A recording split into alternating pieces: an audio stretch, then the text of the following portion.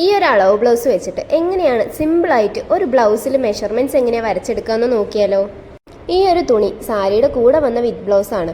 അതുകൊണ്ട് ഇതിന് വീതി കുറച്ച് കുറവായിരുന്നു. അതുകൊണ്ട് ഇതിൻ്റെ സ്ലീവ് എടുത്തത് സാരിയുടെ രണ്ടറ്റത്ത് നിന്നും ബോർഡറിനായിരുന്നു. അപ്പോൾ ആദ്യം തന്നെ തുണിനെ രണ്ടായി ഡിവൈഡ് ചെയ്തിട്ടിട്ട് അതിൻ്റെ സെൻറ്റർ പോർഷൻ കണ്ടുപിടിച്ചു. ഈ താഴെ മാർക്ക് ചെയ്തിരിക്കുന്ന ഈ 1/2 ഇഞ്ച് അത് സ്റ്റിച്ച് ചെയ്ത് മടങ്ങി പോകാനുള്ള ഒരു പോർഷനാണ്. ഇതിൻ്റെ സെൻറ്റർ മാർക്ക് ചെയ്തിട്ട് മേലേക്ക് ഒരു സ്ട്രെയിറ്റ് ലൈൻ വരച്ചു കൊടുക്കുക. അവിടെയാണ് നമ്മൾ സ്ലീവ് മാർക്ക് ചെയ്യണത്. അപ്പോൾ ജസ്റ്റ് ഒന്ന് നമ്മുടെ ബ്ലൗസ് പീസ് ഒന്ന് ഇങ്ങനെ വെച്ച് കൊടുത്താൽ മതി.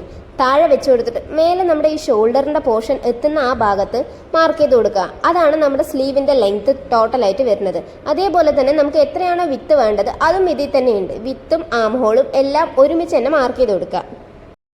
സ്ലീവ് മാർക്ക് ചെയ്യുമ്പോൾ പ്രത്യേകം ശ്രദ്ധിക്കേണ്ടതായിട്ടുള്ളത് തുണിയിൽ എന്തെങ്കിലും ചുളുക്കോ ഒന്നും ഉണ്ടാവാൻ പാടില്ല. നമ്മൾ കറക്റ്റായിട്ട് സ്ട്രെയിറ്റായി പിടിച്ചിട്ട് വേണം ഇതെല്ലാം മാർക്ക് ചെയ്ത് കൊടുക്കാനായിട്ട്. ഇതുപോലെ കറക്റ്റായി വെച്ച് മാർക്ക് ചെയ്ത് കൊടുത്തില്ലെങ്കിൽ നമ്മുടെ മെഷർമെൻറ്റ്സ് തെറ്റാനും നല്ല ചാൻസ് കൂടുതലാണ്. തുണിക്ക് നല്ല വീതി ഉണ്ടെങ്കിൽ നമുക്ക് ഈ ഒരു ഭാഗത്തിൽ തന്നെ 2 സ്ലീവ് മാർക്ക് ചെയ്തെടുക്കാം. തുണിയിലുള്ള വീതി കുറവ് കൊണ്ടാണ് സ്ലീവ്സ് 2 ബോർഡറിന് എടുത്തത്. ഇതൊരു കുഞ്ഞ് സ്ലീവാണ്. ഇതിൻ്റെ ലെങ്ത് വരുന്നത് 6ഉം അതേപോലെ വിത്ത് വരുന്നത് 12ഉം ആണ്. ഇതേപോലത്തെ മോഡൽ തന്നെയാണ് നമ്മൾക്ക് ഈ എൽബോ സ്ലീവ് വരുന്നതും ഫുൾ സ്ലീവ് വരുന്നതും എല്ലാം മാർക്ക് ചെയ്ത് കൊടുക്കാൻ. ഒരു ബോർഡറിൻ്റെ അവിടെ തന്നെ 2 സ്ലീവ് മാർക്ക് ചെയ്യുകയാണെങ്കിൽ നമ്മൾ പ്രത്യേകതരം ശ്രദ്ധിക്കേണ്ട ഒരു കാര്യമാണ് ഈ 2 സ്ലീവ്സിൻ്റെയും ഇടയിലായിട്ട് നമുക്ക് സ്റ്റിച്ച് ചെയ്ത് പോകാനായിട്ടുള്ള ഒരു ചെറിയൊരു പോർഷൻ, അതാണ് നമ്മുടെ സ്ലീവ്. ഇതിൽ മാർക്ക് ചെയ്യുന്ന പോലെ ഏകദേശം 1 ഇഞ്ചോ 1.5 ഇഞ്ചോ 2 സൈഡും വിടേണ്ടതാണ്. ഇനി നമുക്ക് നെക്ക് മാർക്ക് ചെയ്ത് കൊടുക്കാം. ഇതിൽ തുണീൻ്റെ വീതിക്കുറവ് കാരണം നെക്ക് എടുത്തിരിക്കുന്നത് ഈ ഒരു സ്ലീവിൻ്റെ മേലത്തെ പോർഷൻ എന്നാണ്. അപ്പോൾ ആദ്യം തുണിയുടെ സെൻറ്റർ പോർഷൻ കണ്ടുപിടിച്ചൊന്ന് മാർക്ക് ചെയ്തു. സെൻറ്റർ പോർഷൻ കണ്ടുപിടിച്ചതിന് ശേഷം ആദ്യം മേലെന്ന് ഒരു 1/2 ഇഞ്ച് മാർക്ക് ചെയ്തിട്ട് അതിനൊരു സ്ട്രെയിറ്റ് ലൈനായിട്ട് വരച്ചു കൊടുക്കുക. 1/2 ഇഞ്ചോ 1 ഇഞ്ചോ വരെ ആവാം. ഇതിൽ തുണി കുറവായതുകൊണ്ടാണ് 1/2 ഇഞ്ച് മാർക്ക് ചെയ്തിരിക്കുന്നത്. അതാണ് നമ്മുടെ കട്ടിംഗ് ലൈന് വരുന്നത്. രണ്ടാമത് വരച്ചിരിക്കുന്ന ആ ഒരു ലൈനാണ് നമ്മുടെ സ്റ്റിച്ചിങ് ലൈൻ. അതും ഏകദേശം ഈ 2 ലൈനും തമ്മിൽ ഒരു 1/2 ഇഞ്ച് ഗ്യാപ്പ് മാത്രമേ ഉള്ളൂ. അവിടെ തൊട്ടാണ് നമ്മൾ വർക്ക് ചെയ്യാൻ സ്റ്റാർട്ട് ചെയ്യേണ്ടത്. പിന്നെ എപ്പോഴും നെക്ക് ഡിസൈൻ മാർക്ക് ചെയ്യുന്ന സമയത്ത് ആദ്യം ശ്രദ്ധിക്കേണ്ടതായിട്ടുള്ള കാര്യം ബ്ലൗസിൻ്റെ ടോട്ടൽ ലെങ്ത് ആണ്. ഇതിന് 14 വരുന്നുണ്ട്.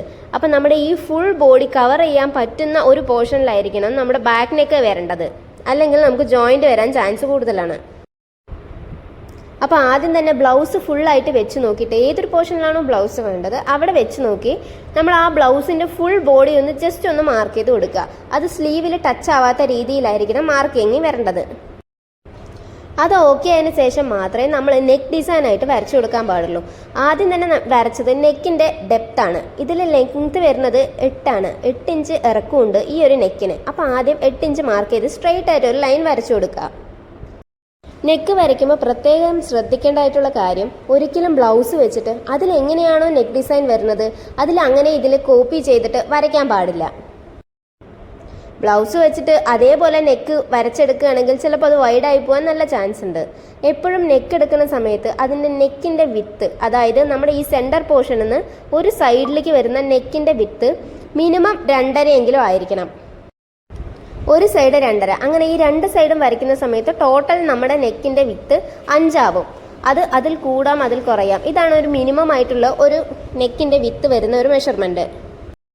പിന്നെ ബാക്ക് നെക്കിൻ്റെ ഇറക്കം കൂടുന്തോറും, അതായത് ഒരു 7.5 8 പിന്നെ അവിടെ നിന്ന് അങ്ങോട്ട് 9 10 ഇങ്ങനെ ഇറക്കം കൂടുന്തോറും നമ്മൾ ഒരിക്കലും നെക്കിൻ്റെ വിത്ത് ഈ 2.5 എടുക്കാൻ പാടില്ല. അതിൽ നിന്നും കുറവ് വേണം എടുക്കാൻ.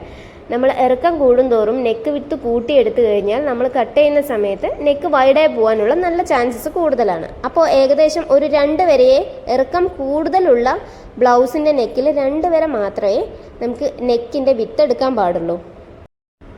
കുറച്ച് വൈഡായിട്ടൊക്കെ ഇടാൻ ആഗ്രഹിക്കുന്നവരാണെങ്കിൽ നമുക്കൊരു 3-3.25 വരയ്ക്ക് നെക്കിൻ്റെ വിത്ത് ഒരു സൈഡായിട്ട് എടുക്കാം. മേലത്തെ ലൈനിൽ നമ്മൾ 2.5 എടുത്തു കഴിഞ്ഞാൽ താഴെ അതിനേക്കാളും 1/2 ഇഞ്ച് കൂട്ടിയിട്ട് വേണം താഴത്തെ മെഷർമെൻറ്റ് മാർക്ക് ചെയ്യാൻ. അതുകൊണ്ടാണ് ഇങ്ങനെ ചരിഞ്ഞ് നിൽക്കുന്നത്. അത് കുറച്ച് വൈഡായി നിൽക്കാനായിട്ട് ഹെൽപ്പ് ചെയ്യും നമ്മൾ വരയ്ക്കുന്ന സമയത്ത്.